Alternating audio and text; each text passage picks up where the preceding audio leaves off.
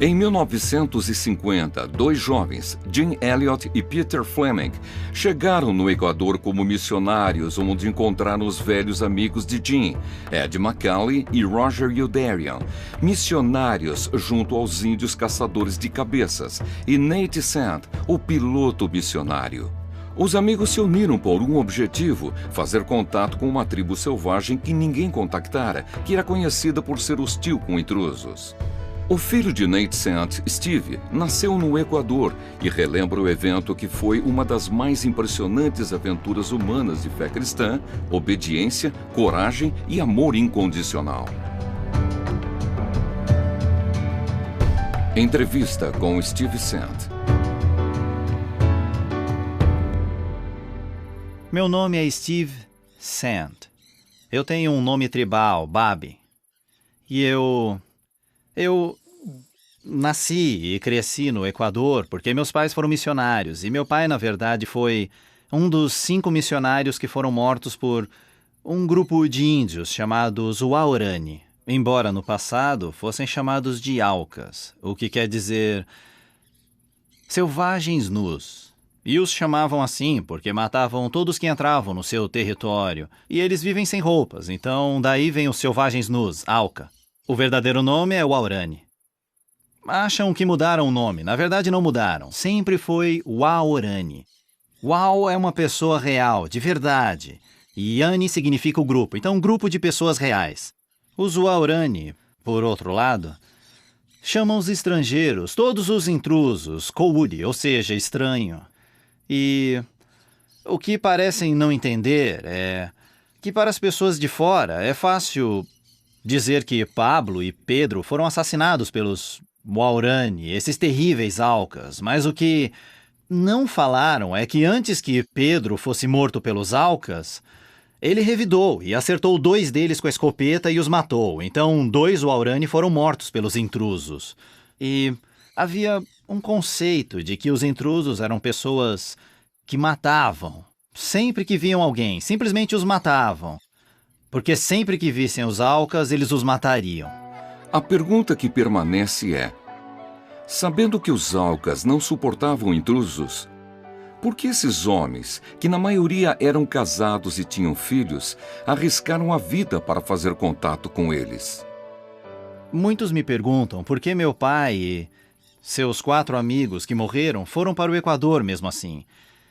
Sabe, acho que o melhor que pode explicar é que quando estava na faculdade, um dia eu estava lá no meu quarto e senti um forte cheiro de fumaça. E eu achei que não fosse nada, porque as pessoas sempre aprontam nos quartos. Então eu senti que havia muita fumaça, então eu fui até a porta e abri a porta. E o quarto estava em chamas. E eu fiquei apavorado e fui até a janela, mas eu estava no 3º andar, então eu decidi descer as escadas e sair dali. Então eu me lembrei, espera aí, eu ouvi as pessoas passarem. Isso antes do incêndio começar, é claro. E ninguém bateu na minha porta. E quando saí, perguntei para um dos rapazes que estavam do meu lado e disse: Ei, passou pelo corredor? Por que não bateu na minha porta? Ele disse: eu não pensei nisso. E eu: mas e se eu tivesse ficado lá dentro mais um pouco e não percebesse o incêndio? Você sabia dele, você deveria ter me avisado do fogo. E eu sei que eu pensei muito. Como você pode dizer que é meu amigo? E nem me avisou que tinha um incêndio lá. Então eu pensei, é o mesmo com o Evangelho. Nós sabemos o que Deus tem feito por nós, por Jesus. Se nos importamos com o próximo, temos que contar. A decisão que vão tomar é deles. Meu amigo podia bater a minha porta e eu não me importo com incêndio, seria minha responsabilidade. Mas por ele não ter me avisado, seria responsabilidade dele também. É isso que a Bíblia diz. Que se sabemos que as pessoas podem continuar vivas e não as avisamos, e elas morrem, estarão mortas e nós seremos responsáveis. Meu pai e seus amigos sabiam que Deus não quer que ninguém pereça e disse a todos os seus seguidores que nós teríamos a responsabilidade de falar a todas as pessoas: ei, olha o fogo, olha o fogo! E se eles não quiserem fazer nada, a responsabilidade será deles. Mas se não falarmos, será nossa responsabilidade. Então temos que anunciar às pessoas: se continuarem seguindo esse caminho, a responsabilidade é de vocês. Deixe-me dizer o que Deus já fez. Ele traçou um caminho, e é um bom caminho. Às vezes é meio difícil segui-lo e nós sentimos que não seremos mais independentes, mas ao chegar no fim, viveremos para todo sempre, num lugar que Deus construiu especialmente para nós. Bom, são eles que decidem o que fazer, mas se essas pessoas, esses Alcas, como são chamados, tivessem sido mortos, a responsabilidade não teria sido deles. Então meu pai e seus amigos ensinavam todas as pessoas. Eles precisavam ouvir o Evangelho, precisavam de alguém que os ensinasse. Pelo menos já teriam ouvido, mas esse grupo nunca tinha ouvido, e se não agissem rápido, nunca teriam a chance de ouvir. Foi por isso que eles não só decidiram ir, como tomaram essa decisão quando eu tinha apenas 5 anos. Steve viveu grande parte da sua infância nas selvas do Equador, bem longe do conforto com o que estamos acostumados.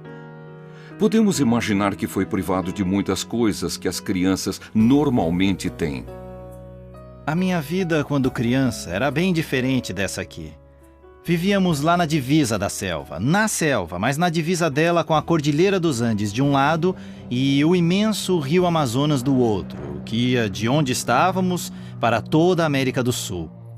E, em vez de olharmos para fora da casa e vermos o carro na garagem, olhávamos de fora da casa e víamos o avião lá na garagem, igualzinho a esse avião que está aqui atrás. E era com ele que meu pai entrava e saía da selva. Ele voava pela selva e levava remédios, missionários, e saía da selva com missionários e índios doentes que precisavam ir para o hospital, precisavam de atenção médica. E eu achava que isso era normal, acordar de manhã, ficar em cima do banco lá de casa, vendo meu pai voar para a selva e esperar a tarde chegar. Meu pai estava sempre fazendo coisas porque não tinha onde levar o carro ou o avião para consertar. Se precisava de conserto, meu pai consertava e isso era muito legal, mas achava que todas as crianças cresciam assim. Agora eu sei que não era bem assim. Na selva havia muitos animais e meu pai trazia papagaios de estimação. Ele também trouxe uma grande arara com uma longa cauda de penas, tucanos, pássaros que pareciam ter o bico 3 vezes maior que o corpo, e macacos, muitos macacos, diferentes tipos de macacos-aranha, macaco barrigudo e, como é o nome mesmo? Macaco prego, que são fáceis de treinar. Sempre tivemos muitos animais em casa. Na selva era tudo diferente. Não tínhamos lojas, nem um lugar para ir, ninguém conhecia dinheiro. Não havia lugar para comprar comida. Se você quisesse, tinha que plantar.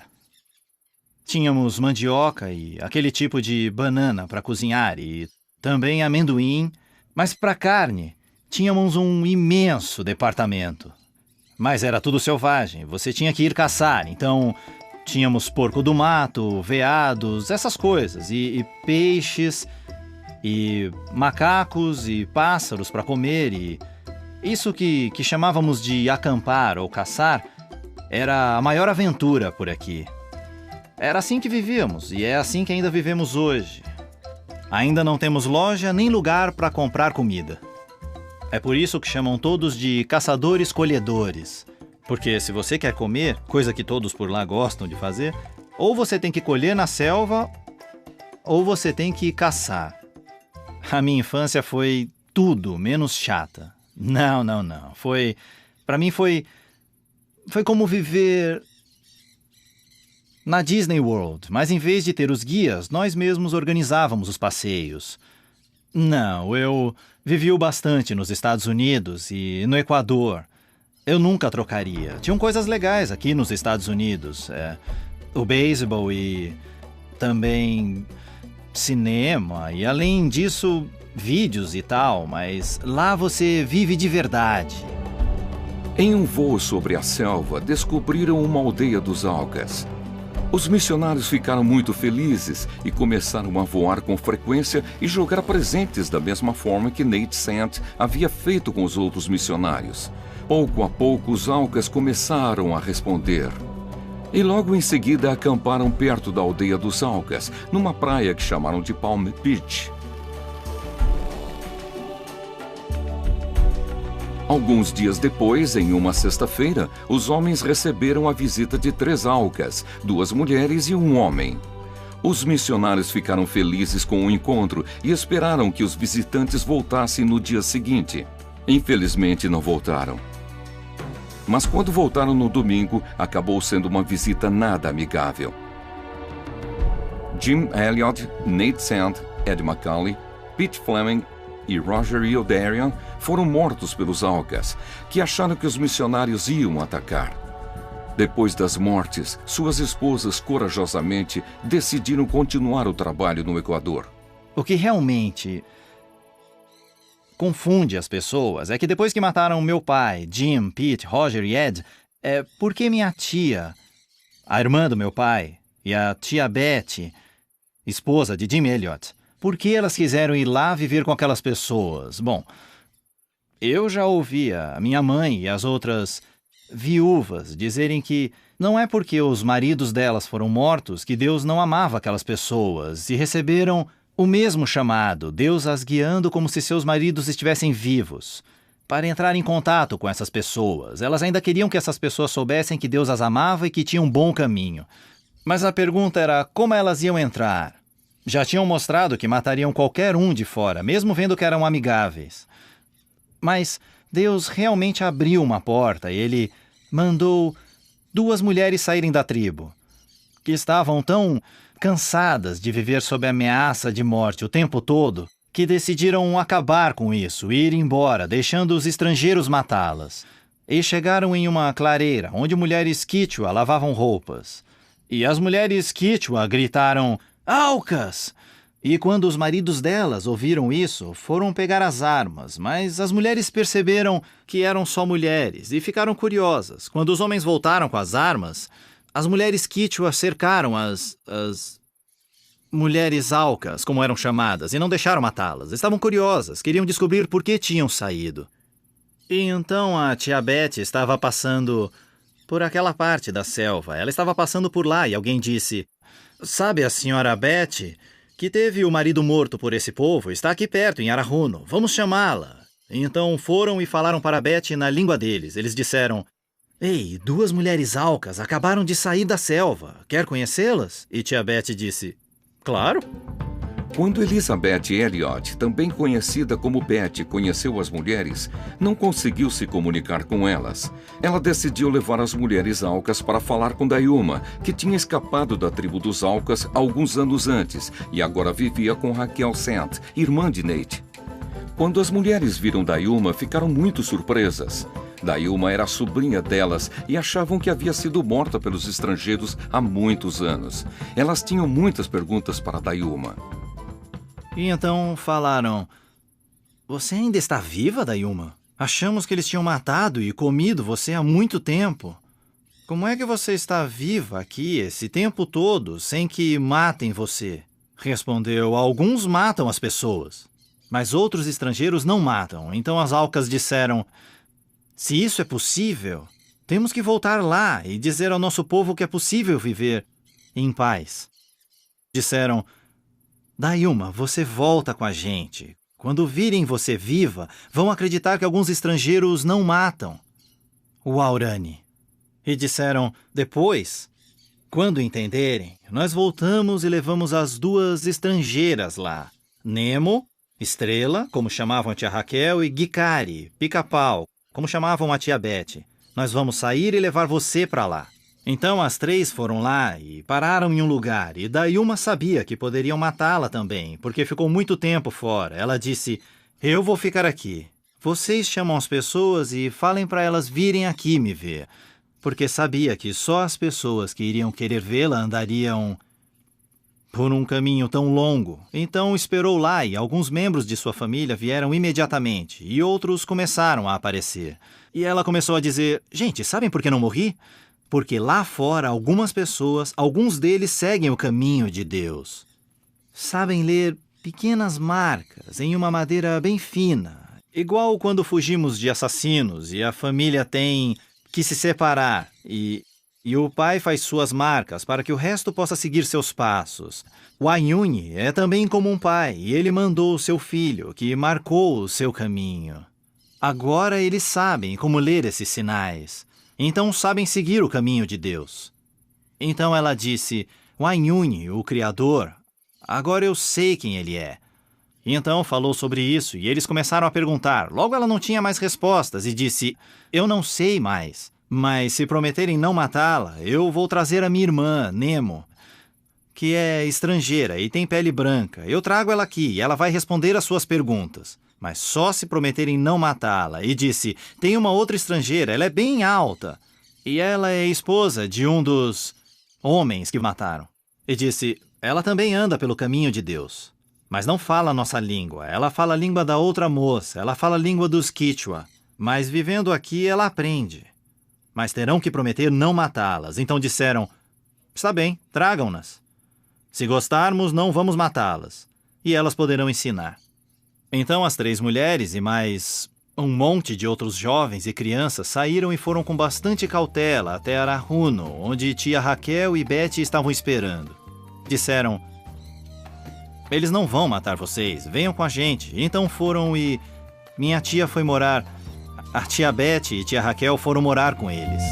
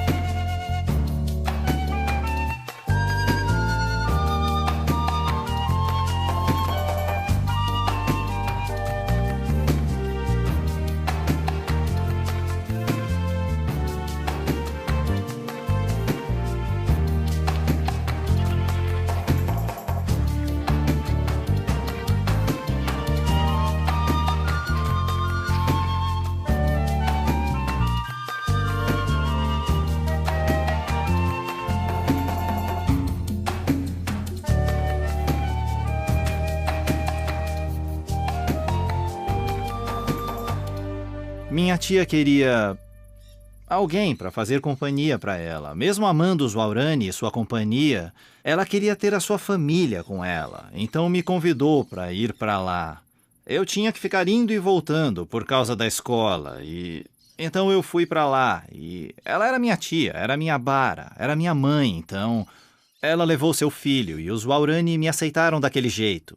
Então eles foram além disso. Um dos homens, especialmente, Minkai, e outros também, eles também me aceitaram, mas Minkai foi o que realmente deixou bem claro que me considerava como um dos filhos dele. Eu pegava a sua grande e preciosa arma para caçar, podia entrar na casa dele sem pedir, eu podia pegar comida no pote dele. Eu acho que as pessoas acham estranho que eu tenha aprendido a amar as pessoas que mataram meu próprio pai. Mas sabe, meu pai os amava e arriscou a sua vida por eles, e a minha tia morava com eles, e cada vez que ela saía estava tão feliz, ela realmente os amava muito. Então era natural para mim crescer amando-os também. Então eu nunca... E aí quando eu entrei lá, todos os meus amigos, a maioria dos pais deles também tinha sido assassinada por alguém lá dentro. Então, ter o meu pai assassinado por esse grupo me tornava mais parte deles do que diferente do grupo. Eu amava morar com eles. E amava as pessoas.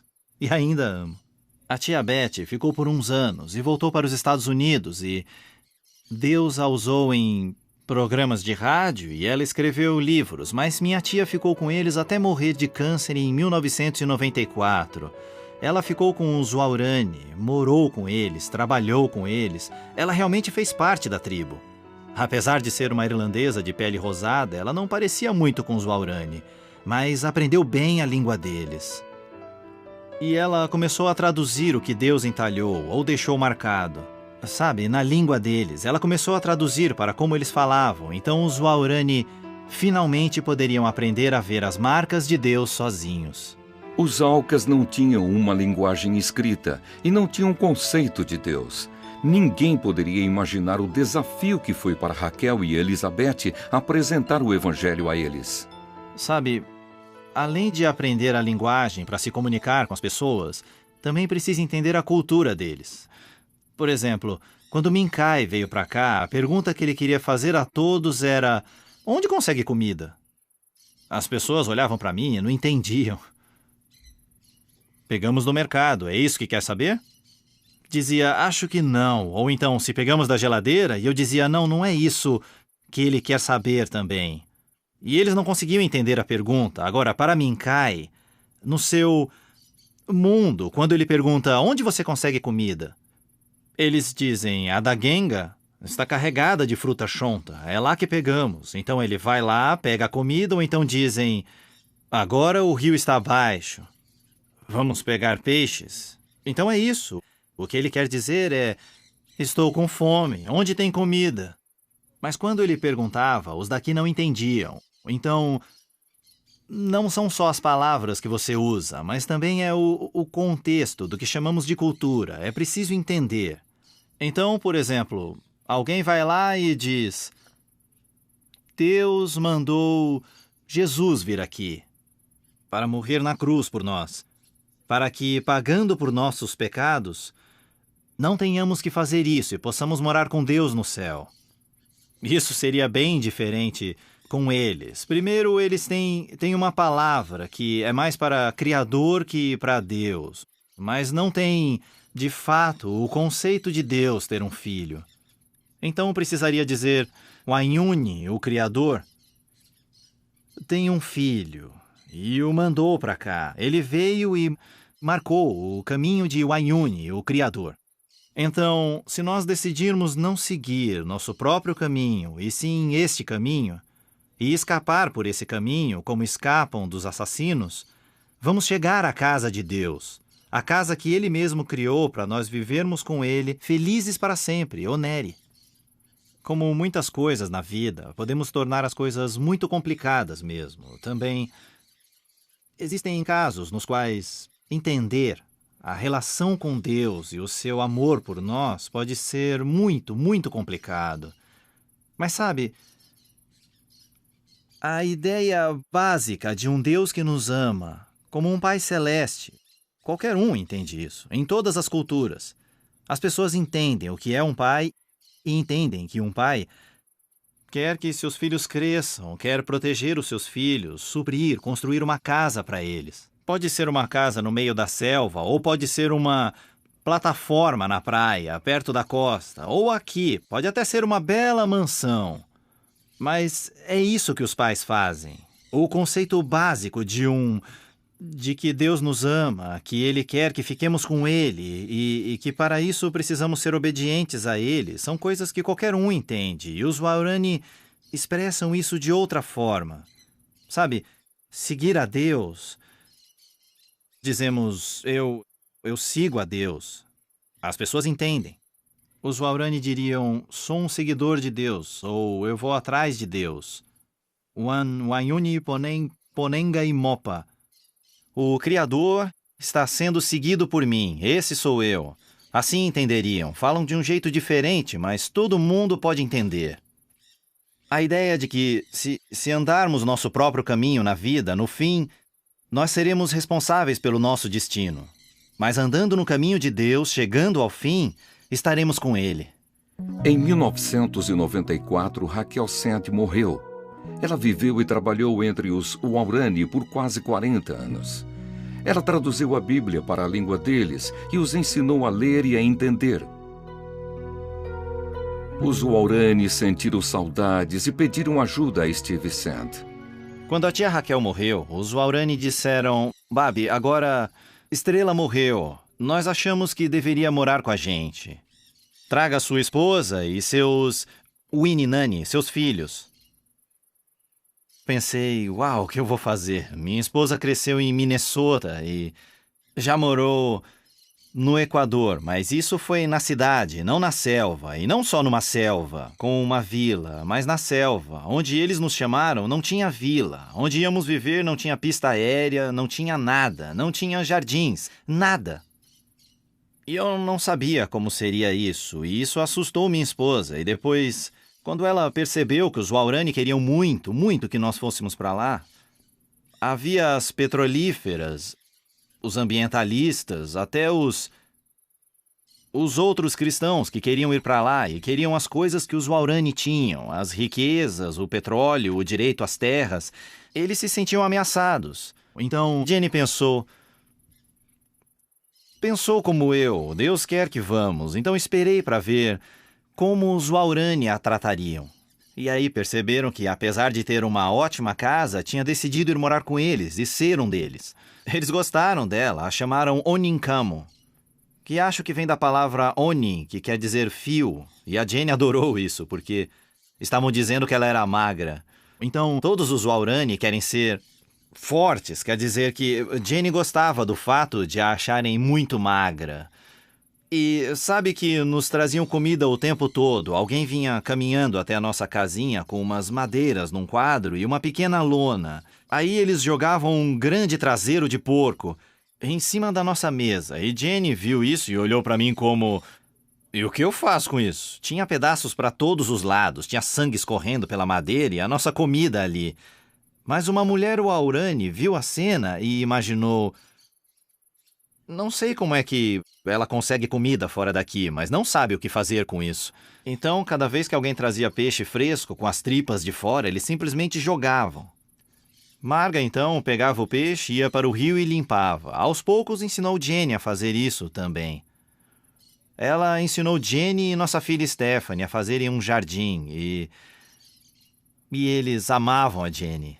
E Jenny os amava. Eu tentei dar uma lavadora para ela, porque é difícil lavar roupa na selva. Eles pegavam as suas roupas e iam até o córrego e esfregavam em cima de uma tábua, colocavam sabão e assim lavavam. Achei que ia ser demais, porque teríamos visitas e éramos de 4 a 6 morando em uma casa. Então, a Jenny falou, não. Essa é a hora em que converso com as mulheres. Então ela ia, erguia o vestido, andava pelo córrego, lavava a roupa como eles. Eles amavam e ela os amava. E as crianças aprenderam muito rápido a língua deles. Em pouco tempo, os Waorani vinham e paravam bem do meu lado. E ao invés de falarem comigo, falavam com Jessie ou Stephanie. E eu, por que não falam comigo? E eles, você até fala um pouco a nossa língua, mas eles sabem tudo. Então, um pouco mais tarde, quando os nossos filhos começaram a ter filhos, os nossos netos começaram a vir, os Waorani começaram a dar nomes a eles. Então, Jesse, quando o nosso neto nasceu, Jesse e sua esposa Jenny decidiram dar ao seu filho um nome Waorani mesmo. Então, ele é Jacob Dewey, o mesmo nome de um dos homens que matou meu pai. Jacob Dewey Sant. E os Waorani gostaram muito, sabiam que ele tinha que ser mesmo um Waorani. Quando tia Raquel morreu e eu fui lá para ajudar a enterrar a tia Raquel, a Nemo, disseram, Babi, nós queremos que você volte. Perguntei, por que querem que eu volte a morar aqui? Disseram, Babi, lembra de quando você era pequeno? Você não sabia fazer nada. Se a gente virasse as costas, você se perdia na selva.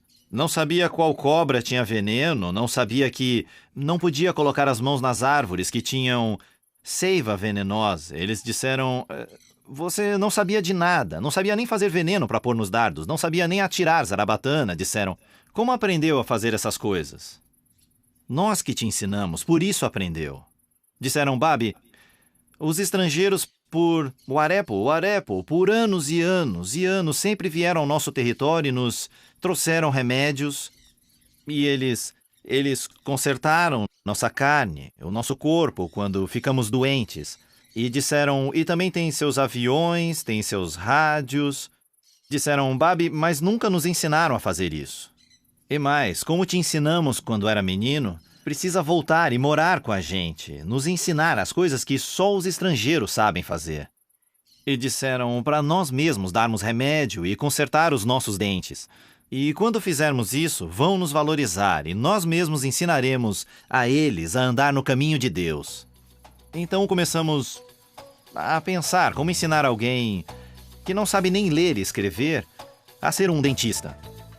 Bom, não seria da nossa forma tradicional, mas lá eles precisavam saber. Então eu comecei a pensar, tá bom, o que é ser um dentista? Eu não era, então aprendi a tratar cárie e ensinei a eles e começamos a desenvolver os equipamentos. E finalmente, quando começamos a construir um avião lá na selva, alguns cristãos de outras tribos, começaram a dizer: estamos ouvindo dizer que os Waorani têm agora sua própria clínica, um mercado bem pequeno, mas mesmo assim muito bom. E eles pensavam, esses Waorani eram primitivos, eram índios da selva. Eles pensavam, esses Aucas são da Idade da Pedra, nem sabem o que é metal.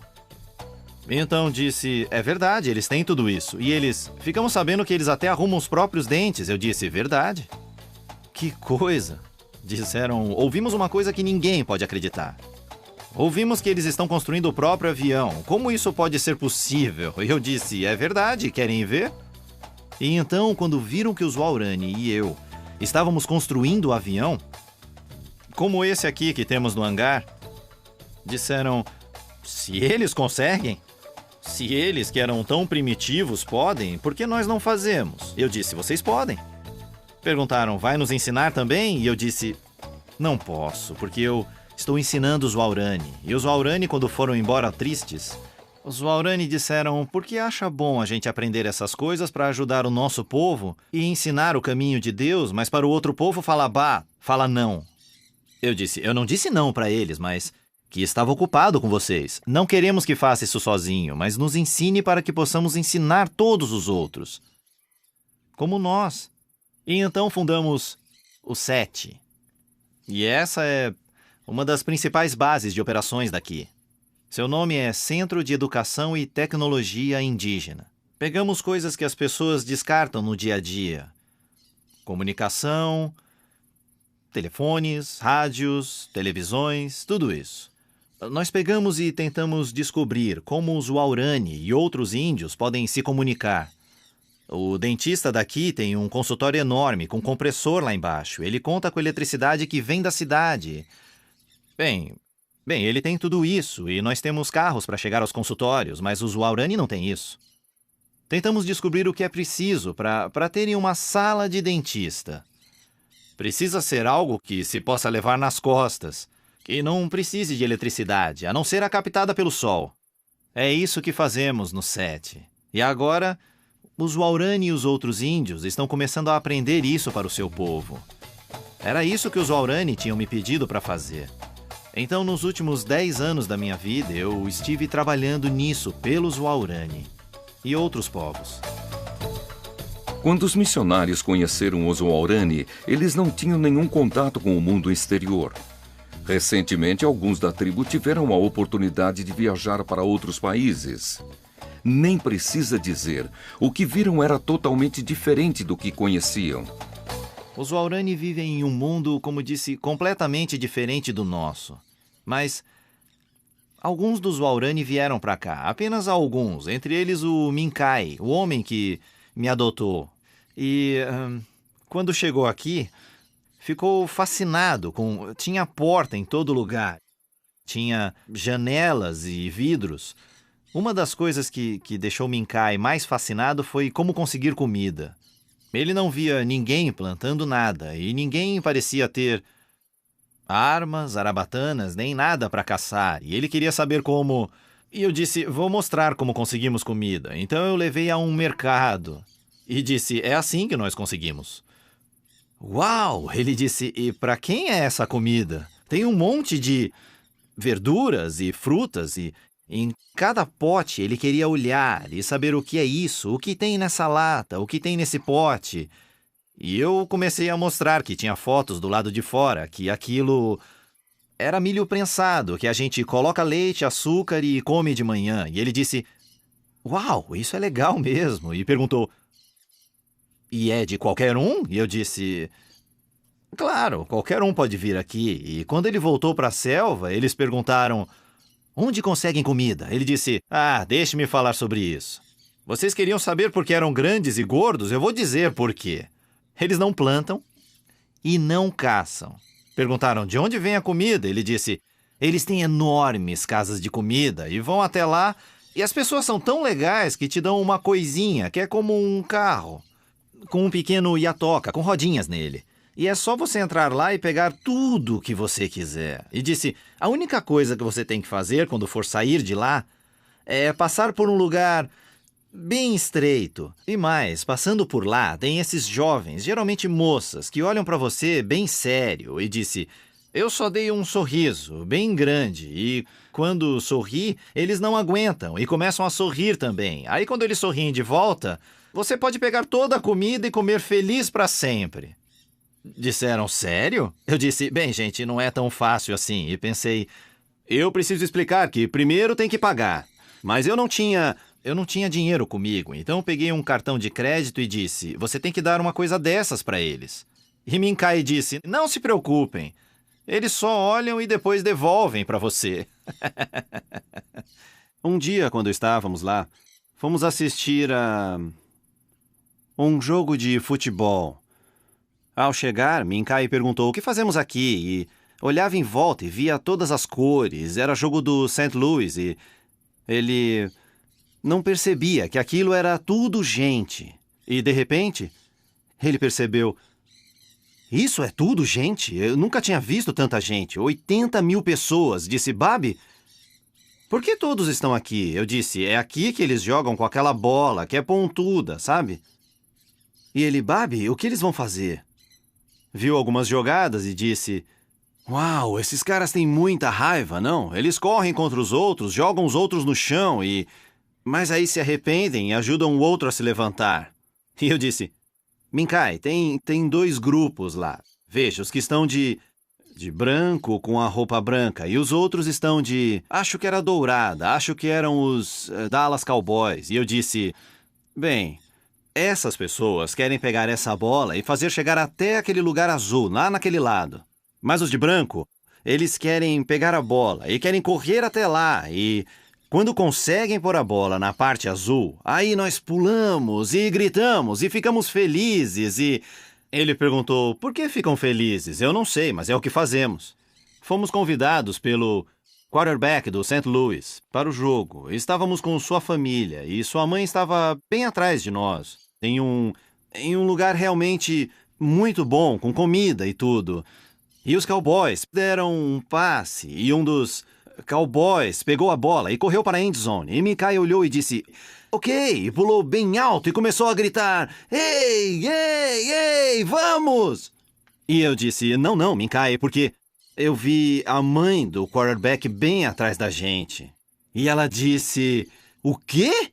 Você está torcendo contra o meu filho? E disse, Minkai, não faça isso. Mas você disse. Eu disse, não. Só podemos fazer isso quando os caras de branco fizerem isso. Só assim ficamos felizes. Mas se fizermos isso quando os de dourado fizerem, aí não ganhamos mais salgadinhos. Minkai disse, devia ter dito isso antes. Outra coisa que ele disse foi sobre aquelas casinhas dentro das casas. Ele disse, você entra... A parede se abre e você entra em uma casinha e a parede se fecha. E aí ele disse, de repente a parede se abre de novo e você está em um lugar diferente. Disse, eu nunca sabia onde eu estava. Era o elevador. Entramos no elevador e o Dabo, com 80 anos, nunca tinha visto um espelho grande. Talvez um pequeno, mas de fato ele nunca tinha se visto. Então entrou no elevador e a parede do fundo era um espelho e viu um cara no fundo do elevador olhando para ele. E começou a olhar para ele. E se mexer, e o cara não importa o que fizesse fazia igual, porque era ele mesmo, mas ele não sabia disso. E finalmente chegamos lá em cima. E as portas do elevador atrás dele se abriram. Mas ele achou que eram as portas na sua frente, porque via pelo espelho. Então ele deu um passo e bateu a cabeça. Olhou em volta, não sabia quem era o cara, e ele queria sair logo de lá. E finalmente entendeu que era ele mesmo, e então ficava esperando a porta do elevador abrir de novo, para ver quem era, e via que era sempre o mesmo cara, e o outro Aurani disse, Dabo, é você. Biti miti imba. É você mesmo que está vendo ali. Dá para imaginar um homem de 80 anos que nem sabia como ele era? Ele ficou empolgado. Então nós entramos no carro, eu abri a porta de um lado e o Tementa, que já esteve aqui, era o piloto deles. Lembra da tribo, o piloto? Ele abriu a porta do outro lado e eu vi todos os três. Não sabiam entrar em um carro e ir escorregando de lado.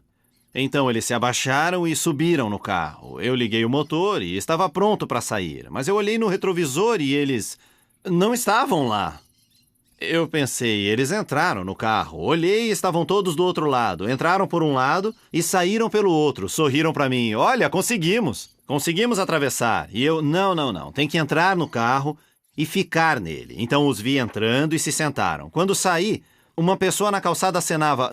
Não. Eu pensei, e agora? Eles não sabiam fechar a porta. Eu estava dirigindo com as portas abertas. É mole? Que bela história temos aqui. Uma vitória a partir de uma derrota. Como a Bíblia nos mostra, se o grão de trigo não cair na terra e não morrer, continuará ele só. Mas se morrer, dará muito fruto.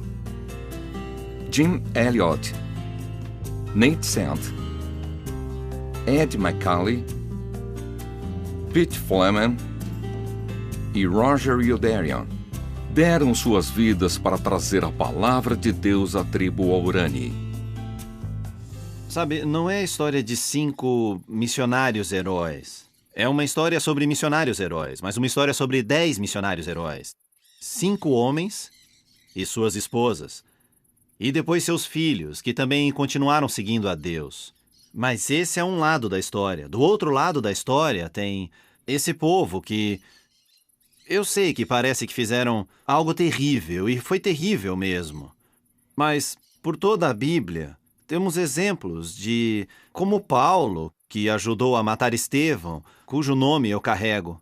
E Paulo, mais tarde, os romanos o acorrentaram e o levaram preso. E sabe o que disse sobre isso?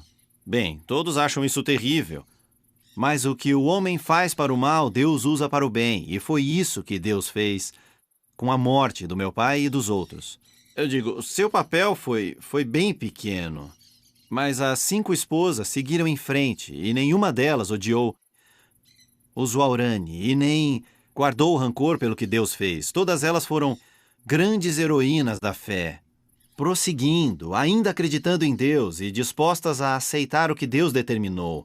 E agora, por outro lado, alguns desses homens que mataram meu pai e seus amigos também estão arriscando suas vidas para levar o Evangelho, as marcas de Deus, para os outros.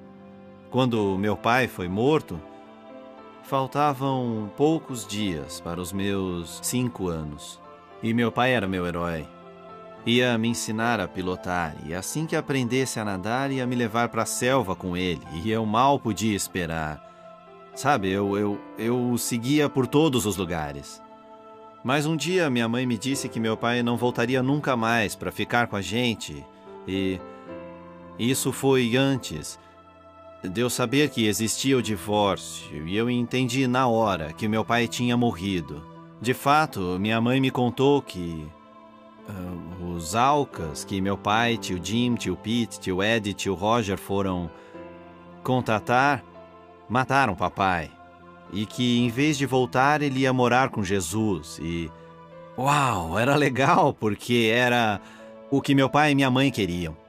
Eles diziam, vamos viver do jeito que Deus quer. E Deus, quando morrermos, nos levará para viver com Ele. Era isso que queríamos. Então, a única coisa que eu não conseguia entender era por que meu pai não tinha voltado de avião para Shelmera, para nos levar junto com ele. E minha mãe tentou me explicar que Deus decidia quando a gente ia morar com ele. Então fiquei feliz e nunca me ocorreu odiar os Waorani ou sentir rancor por eles. E eu vi que minha mãe tinha a convicção que Deus tinha um plano e que se fizéssemos apenas o que ele queria, ele escreveria uma história que no final acabaria muito, muito bem. Eu ouvia minha mãe dizer que, se fosse para ela escrever a história, provavelmente teria escrito de outro jeito. Ela disse, Eu não sei como escrever a história, Deus sabe como escrever. É nisso que eu também acredito. Acredito que se fizermos o que Deus quer que façamos, existem alguns capítulos no livro que podem ser muito, muito dolorosos. Há 3 anos, minha única filha, Stephanie, morreu de repente em uma festa de boas-vindas porque estava voltando depois de um ano. E bem no meio da sua festa de boas-vindas, teve dor de cabeça e em apenas alguns minutos morreu porque o seu cérebro sangrou. Sabe, como pai, o meu coração também sangrou. Eu não entendi no dia e ainda não entendo por que Deus queria minha filha morta, mas eu acho que Ele queria. Sabe por quê? Conheço Deus o bastante para saber que não faria isso, não faria algo tão terrível. Ele não faria isso se não tivesse um plano. Nos últimos 3 anos, quando eu falo com as pessoas, principalmente crianças, eu digo, por favor, não esperem muito,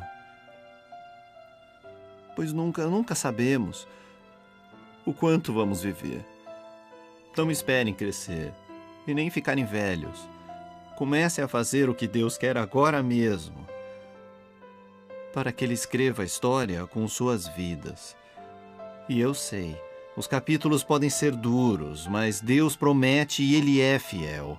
Podemos ler sobre os cristãos desde o início da história e ver que às vezes as coisas terríveis que aconteceram com as pessoas tornaram-se capítulos muito importantes no livro que Deus escreveu com suas vidas. E se não vemos isso aqui, estou certo que ao ficarmos perante Deus, veremos toda a história e então entenderemos por que Stephanie morreu. E eu já vi. Digo, se meu pai, Roger, Pete e Jim não morressem, os Waurani não seriam a minha família e nem estariam trilhando o caminho de Deus. Nem todos estão, mas os que são minha família talvez nem soubessem que Deus os amou. E poderiam morrer antes de descobrir. E agora, o Gikita, que liderou aquele grupo que matou meu pai, disse... Ele disse, já sou um homem velho. Ele me pegava e dizia, Babi, agora que estou velho, eu vou morrer e eu vou para Oneri. E seu pai e eu, aquele que matei, nós vamos viver felizes juntos. Mas você fica e ensina os mais novos para que eles também tenham uma boa vida. E eles vão para Oneri e vamos todos morar juntos para todo sempre. Cue, cue, cue, vamos viver felizes para sempre. Ele disse, fique aqui e ensine os outros. Sabe, muitas pessoas leem histórias ou livros. Existem muitos livros escritos sobre meu pai e seus 4 amigos e os Waurani. E aí as pessoas pensam, uau, eu queria ter sido um herói da fé. Se você voltar e ler a história da sua vida, Deus não sai dizendo assim, esse é um herói, pega ele ou ela. O que Deus faz é sair procurando pessoas que querem ser obedientes a Ele. E não precisa ser velho. Muitos heróis da fé foram pessoas jovens, crianças. Eles queriam que Deus fizesse com eles o que quisesse, confiaram em Deus. O que Deus faz é procurar pessoas comuns, homens e mulheres, meninos e meninas, e se quiserem, Deus os pega e os torna heróis da fé.